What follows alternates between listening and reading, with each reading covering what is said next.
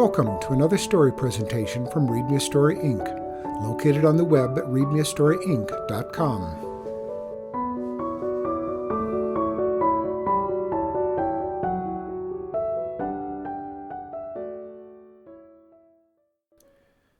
Sail by the Moon by Gretchen Woelfle.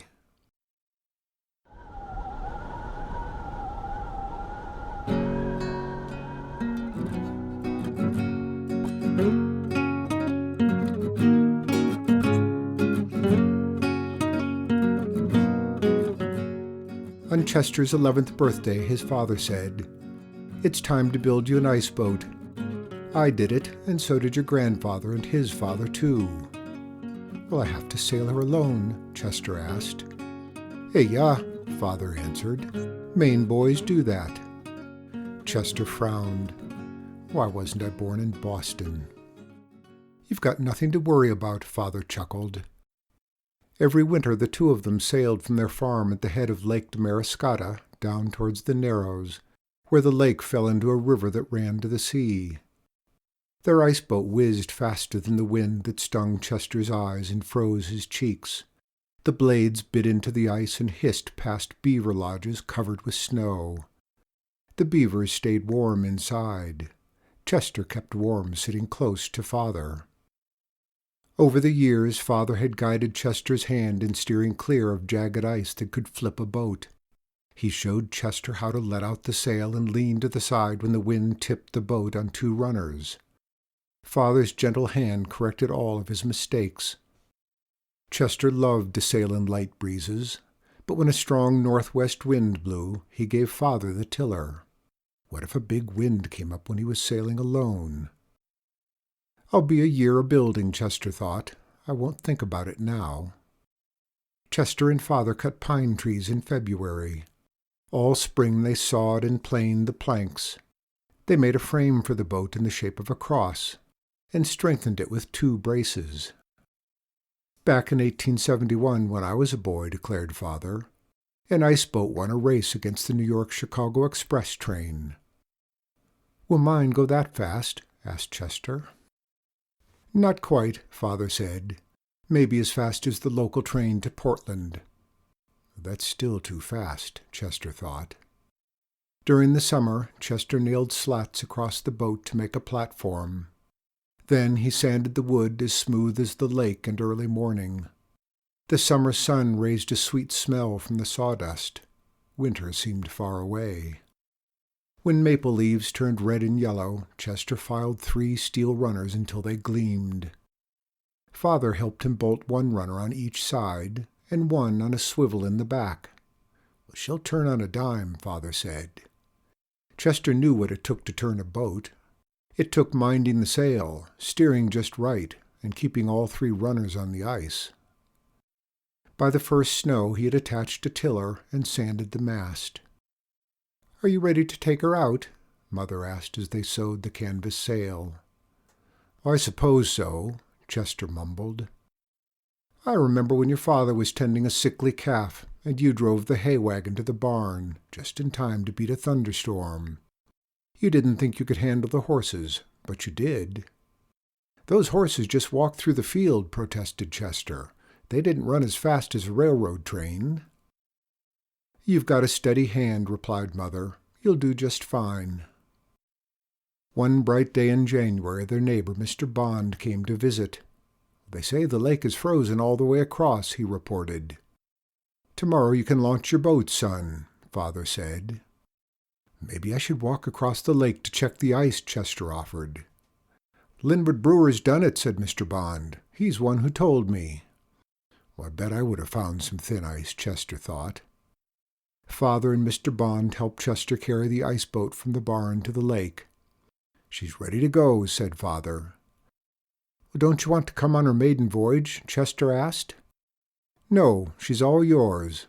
Father clapped him on the shoulder. Father and Mr. Bond played checkers while Chester set the table for midday dinner. Mr. Bond ate 2 helpings of everything, including Mother's apple pie still warm from the oven. "Chester," said Father, "if you'll take Mr. Bond home in your iceboat, he and I can play checkers all afternoon." Chester's apple pie sank in his stomach. How could he refuse? Mr. Bond lived directly across the lake, a 3-mile walk on an icy road. "I'll go if you're willing, Mr. Bond," Chester said. "I grew up by the ocean and never sailed an iceboat," he replied. "You'll make good ballast after this meal," Father chuckled. After dinner, Chester walked down to the boat. He ran his hand over the smooth planks. The wind was light, and Mr. Bond was heavy. If nothing broke, everything might go all right. When Mr. Bond finally jumped Father's last king, he exclaimed, "This is my lucky day. I'll celebrate on your iceboat, Chester." Chester wrapped a scarf around his neck and tucked the ends under his collar. He strapped spikes to his boots. Mr. Bond pulled a woolen cap over his bald head. Mother and Father came to see them off. The long afternoon shadows reached across the snow and down to the lake. Chester walked out on the ice. It was so smooth and clear he could see his shadow in the mud below. Black ice, he thought, the fastest ice of the winter. "Are you sure Chester can sail alone?" Mr. Bond asked, getting on the boat. Mother laughed. "Well, of course he can." "He's been practicing since he was 6, Father added. "But mind the ice slabs, son. They can be dangerous." Chester wanted to run away, to the house, to the barn, to the woods. Instead he shouted, "Here we go!" and pushed the boat ahead, his spikes crunching as he ran. He leaped aboard and pulled in the sail. Mr. Bond clutched the side as the boat shot forward. "Wait!" His voice faded in the wind. Chester strained to see ahead. He saw jagged ice and clutched the tiller. The boat lurched to the right, skittish as a high-strung horse.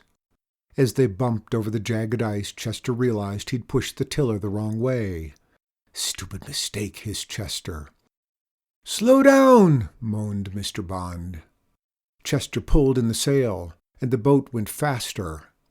"Wrong again," he muttered. He let out the sail and the boat slowed. He had to change course to get to Mr. Bond's house. "Coming about! Duck, Mr. Bond!" This time he turned the tiller and worked the sail just right. He smiled at Mr. Bond, but his neighbor stared hard at the ice, his lips pressed tightly together. "Well, he's more nervous than I am," Chester thought. He tried to chuckle, but coughed instead. Cold wind stung his throat. Ahead, the ice had buckled and thrown big slabs up 3, 4, 5 feet high. His heart pounded. What would Father do? Chester sailed along the ice wall until he spied an opening. "Coming about! Hold on!" he shouted. A side runner rose off the ice as the boat sailed through. Chips of ice stung their cheeks. "Stop!" gasped Mr. Bond. "Lean!" shouted Chester. Mr. Bond sat frozen. "Lean!" Chester shouted again. He pushed against Mr. Bond, and the runner returned to the ice. The land rushed towards them. "My house!" Mr. Bond pointed. Chester let out the sail and dragged his spikes on the ice until the boat stopped. Mr. Bond stood up, his knees shaking. "Thank you, Chester," he said. "It was a once-in-a-lifetime experience, for me anyway." Chester waved and pushed off again. The boat was lighter now and faster. Daylight was nearly gone. He hunched his shoulders and peered around the sail. He glided through the slabs of ice, and suddenly a gust of wind caught the back runner and lifted it off the frozen lake. The boat began to spin. Chester's scarf flew across his eyes and disappeared. He grabbed the sides as the boat whirled round and round, the sail flapping angrily. Chester waited for the crash against the slabs and the jolt that would fling him out onto the ice. What if the boat smashed to pieces? What if he broke his leg? Would he freeze to death on the lake? Without even thinking, Chester leaned back. He felt the back runner touch the frozen surface. The boat kept spinning. He stretched his legs until his spikes gripped the ice and the boat slowed. Finally it stopped. Chester lay on his back and looked at the deep blue sky.